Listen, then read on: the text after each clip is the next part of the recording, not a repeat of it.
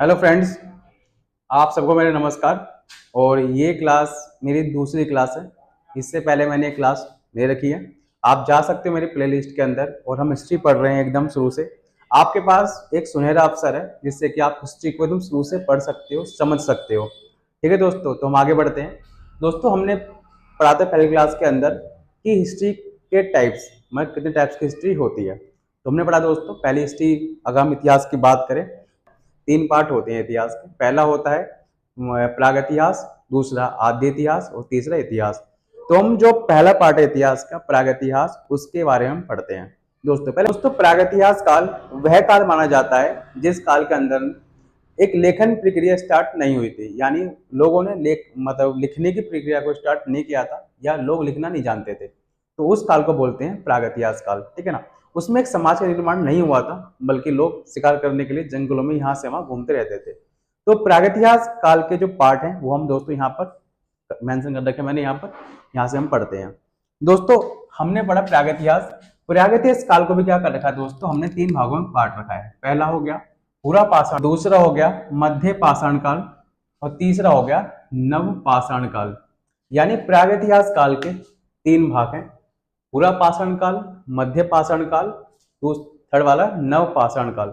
इन तीनों काल की विशेषताएं अलग अलग हैं, क्योंकि मनुष्य का जो विकास हुआ है वो इन तीन कालखंडों में हुआ है। जैसे कि जब हम बात करते हैं पूरा पाषाण काल की, दोस्तों काल को हम मानते हैं 20 लाख साल से लेकर 12,000 ईसा पूर्व। दोस्तों, अलग अलग बुक्स के अंदर अलग राइटरों ने अलग अलग डेट मेंशन कर रखी है।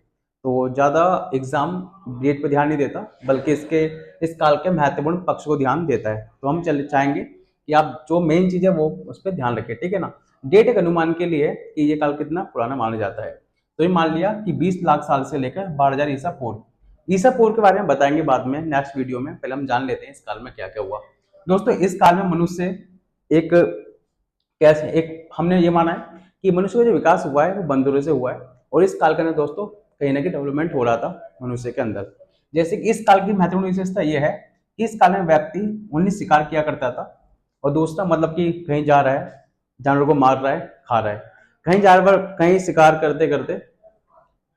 तो इस काल में व्यक्ति शिकार किया करता था और पूरा जीवन यहाँ पर अपना शिकार पर डिपेंड था उसका। मतलब कुछ कर रहा है तो शिकार कर रहा है, या तो शिकार उसे खुद करना पड़ रहा है, या फिर किसी शेर ने, जानवर ने शिकार कर लिया और बचे वो खा रहा है। ठीक है दोस्तों। ऐसे दोस्तों उसका एक दूसरा काम था संग्रह करना। कब शिकार नहीं हो पाता था तो दोस्तों क्या कर रहा है, वो कल के लिए संग्रह करता था, इकट्ठा करता था खाद्य को। खाद्य माने चीज खाने वाली, से आम हो गए या फिर कोई भी कंदमूल हो गया, वो चीज खा रहा है। ठीक है। दूसरों, यहाँ पर मनुष्य आग से परिचित हो चुका था, लेकिन उसको आग की जानकारी ठीक से नहीं थी। परिचित माने की जानकारी तो है, लेकिन ज्यादा यूज नहीं है आग का, उसको नहीं पता कैसे करना है। बस वो क्या कर रहा है, आग से एक उजाला लेने की कोशिश कर रहा है और साथ में जानवर को डरा रहा है। मतलब कि कोई चीज पका के नहीं खा रहा। तो मतलब कि लिमिटेड यूज थे उसके लिए आग के। ठीक है ना। या उसको जानकारी इस पे नहीं थी। तो दोस्तों हमने देख लिया कि वो क्या कर रहा है इस काल के अंदर, शिकार कर पा रहा है, संग्रह कर रहा है और आग से परिचित है, लेकिन ढंग से इसका यूज नहीं पता उसको। ठीक है दोस्तों। यहाँ की अगर हम बात करें इस साइड की, तो हम देखते हैं कि ये मध्य प्रदेश में वो गुफा में रहा करते थे। मतलब ऐसी बहुत जगह है जहाँ गुफा में रहा करते थे, लेकिन मध्य प्रदेश में गुफा मिली है, उसका नाम है भीमबेटका। तो उन्होंने क्या कर रहा है, उन्होंने चित्रकारी कर रखी है काफी अच्छी अच्छी। तो आप देख सकते हो एक बार किस तरह की चित्रकारी कर रखी है, कि बैल बना रखा है, कुछ पूंछ निकाल दी उसकी, इस तरह कर दिया। तो कुछ इस तरह की चित्रकारी कर रखी है। तो यहाँ पर लेखन शैली का मतलब आविष्कार नहीं हुआ था। ठीक है। ये काल माना जाता है 12,000 ईसा पूर्व से लेकर 8,000 ईसा पूर्व के बीच में। इस काल में मनुष्य ने अपने जो पत्थर थे, जो पत्थर का यूज किया करते थे, वो छोटे कर लिए पत्थर। ठीक है ना। मतलब कि जो अपने इक्विपमेंट बना रहे हैं, औजार बना रहे हैं, वो थोड़े से इस काल में आके थोड़े छोटे से हो गए। अब क्या कर रहे हैं, वो अपने पत्थरों को ढंग से, मतलब कि अच्छे हाथ में आकार दे रहे हैं पत्थरों को, क्योंकि इस काल में वो पत्थरों को आकार नहीं दे पा रहे थे, जो मिल गया वही था। यहाँ पर क्या कर रहे हैं, वो पत्थर को आकार दे रहे हैं। यानी यहाँ पर बड़ा पत्थर यूज कर रहे हैं, तो यहाँ पर दोस्तों क्या कर रहे हैं, वो पत्थरों को इस तरह यूज कर रहे हैं। ठीक है ना। मतलब इस तरह यूज कर लिया, या कुछ और तिकोना बना लिया, या पंच बना लिया, कुछ तरह का मारने के लिए। ठीक है ना। तो यहाँ पर मनुष्य का विकास काफी ज्यादा हो चुका है। और दूसरा, यहाँ पर मनुष्य ने कोशिश करी है क्या बनाने की, जानवर को पालतू बनाने की। तो यहाँ पर एविडेंस मिलता है दोस्तों कि कुत्ता पहला पालतू जानवर रहा होगा। तो मानी हम कह सकते हैं कि मध्य पाषाण काल के अंदर दोस्तों क्या हुआ, कुत्ते को पहला पालतू जानवर बनाया, क्या बना? कुत्ता, ठीक है ना। फिर धीरे धीरे कृषि करी, कृषि है ना, मतलब अग्रसर हो रहे हैं उसकी तरफ, पूरी तरह से नहीं हो पाए, हो रहे हैं। तो कहीं ना कहीं इन्होंने एक गाय पाली होगी, और भी पशु पाले होंगे, बैल पाले होंगे, ठीक है ना, क्योंकि उनसे वो चीज मिल रही होगी इन्हें कहीं ना कहीं, जैसे कि दूध मिल रहा है या मांस मिल रहा है ना। और क्योंकि यहाँ पर क्या है, यहाँ पर हिंसक जानवर है, तो शिकार करते हैं, उल्टा शिकार ये हो जाया करते थे, यहाँ पर उल्टा हो रहा है, ठीक है ना, ये पाल रहे हैं। अब क्या हो रहा है, अब थोड़ा सा और परिवर्तन आया, इसको दोस्तों बोलते हैं नवपाषाण काल। तो अगर हम इस काल की बात करें तो इस काल में क्या हुआ, जैसे कि पत्थरों का यहाँ पर यहाँ बड़ा था पत्थरों का आकार, यहाँ थोड़ा छोटा हुआ है, यहाँ पर दोस्तों क्या हो गया, पत्थरों का आकार और ज्यादा छोटा हो गया, ठीक है ना। और यहाँ पर इस काल को माना जाता है 8000 ईसा पूर्व से लेकर 4000 ईसा पूर्व के बीच में, ठीक है ना। इस काल में क्या हुआ, देखो इस काल में व्यक्ति पशु की ओर क्या हो रहा है, आकर्षित हो रहा है ना, कृषि की ओर जा रहा है। और दोस्तों यहीं पर ही क्या हुआ, यहां पर व्यक्ति बन चुका है पूरी तरह से पशु पालक बन गया, यानी अब क्या कर रहा है, वो पूरी तरह से पशुपालन में तब्दील हो गया।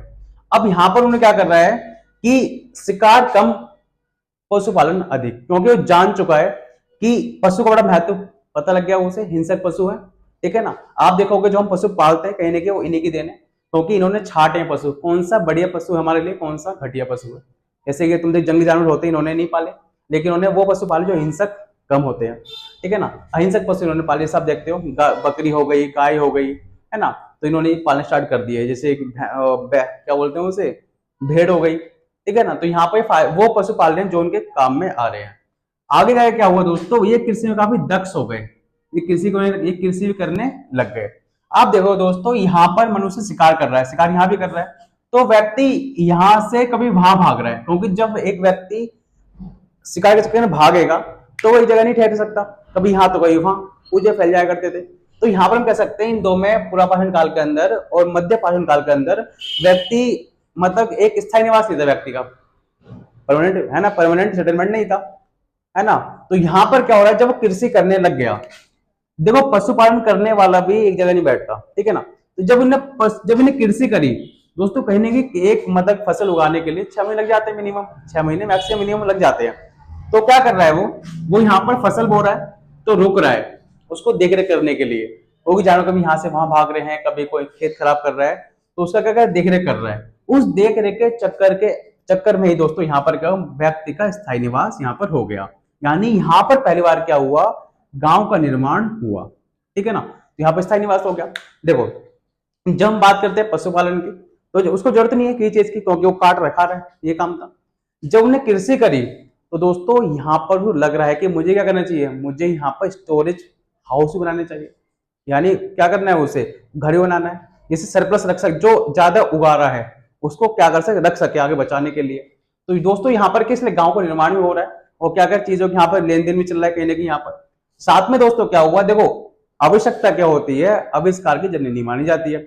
जब आवश्यकता होगी तो ऑटोमेटिक क्या होगा, आप उसको पूरा करने के लिए कुछ ना कुछ इक्विपमेंट लगाओगे, दिमाग लगाओगे उसके अंदर, ठीक है ना, और उसको पूरा करोगे। तो यहाँ पर क्या हो रहा है कि आवश्यकता क्या होती है, आविष्कार की जननी होती है।